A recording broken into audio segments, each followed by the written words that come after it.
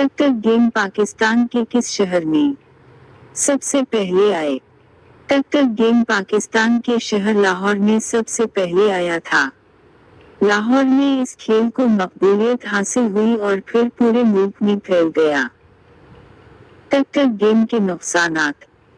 टक्कर गेम जैसे बहुत सी वीडियो गेम्स मुख्तलिफ नुकसानात का बाइस बन सकता है, जिनमें शामिल हैं नशा आवर होना। तवील वक्त तक खेलने से ये एक आदत बन सकती है, जिससे रोजमर्रा के कामों और जिम्मेदारियों पर मंफी असर पड़ सकता है।